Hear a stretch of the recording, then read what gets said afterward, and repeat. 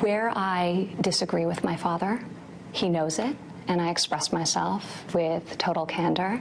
Where I agree, I fully lean in and support the agenda and hope that I can be an asset to him and make a positive impact. Ivanka Trump talking to Gayle King of CBS today, the same day she spoke to business leaders at the White House. She talked at that event about reinventing how we train America's workforce, the need for more women in science, technology, math occupations, and addressing the gender pay gap.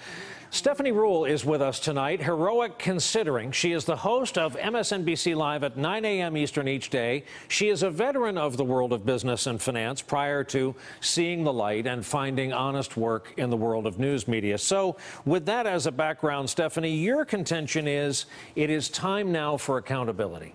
Well, I'm also passionate about the advocacy for women and girls, and Ivanka Trump is passionate about that as well. And now she's taken a new seat. She's taken one of the potentially most powerful positions in the White House, one of the most powerful women in the world, and now she has to be accountable for what she says she's so passionate about. So this morning, to address gender pay gap, we appreciate that she is, but what are the action steps? Because if you look at the president's policies thus far, they're really diametrically opposed. Last week, to pull back on protection that President Obama put in place for women in the workplace, to defund Planned Parenthood, the UN Health Fund. So there's really a mismatch in what's actually being done from a policy perspective. And today, speaking to those CEOs, yes, it sounds great to say putting people back to work with public-private partnerships. What does that mean? Ivanka Trump sat next to Angela Merkel, one of the most powerful people in the world, 2 weeks ago, and there they talked about job training. This week, she said she's excited to work with Mark Benioff on this apprentice program, creating 5 million apprenticeships by 2020.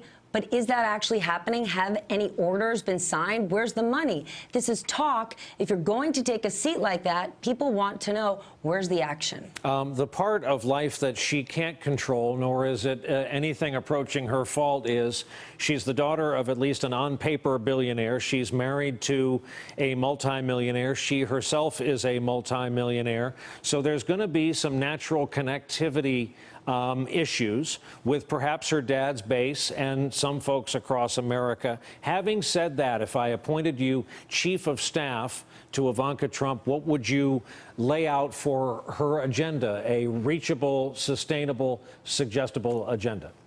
Brian, this is an optimistic time.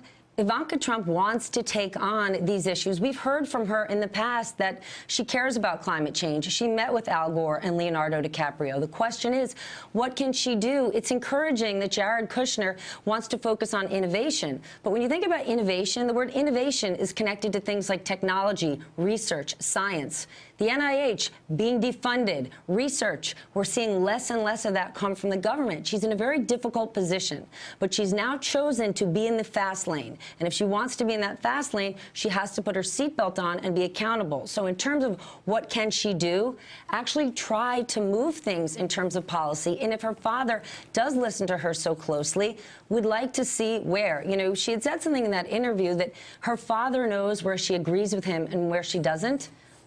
The American people want to know. You know, when that Women's March took place, Ivanka didn't comment on it. She didn't make a statement.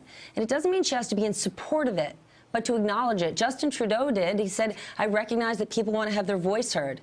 And she was with Justin Trudeau in New York City, seeing a show about immigrants on the same night President Trump was at a rally saying, I want to bring back the original immigration ban. So if she is going to be this voice of reason, we would love to hear it, because as you know, these are scary times, and the policies that we're seeing put in place don't go with the message that she's put out. Hey there, I'm Chris Hayes from MSNBC. Thanks for watching MSNBC on YouTube. If you want to keep up to date with the videos we're putting out, you can click subscribe just below me, or click over on this list to see lots of other great videos.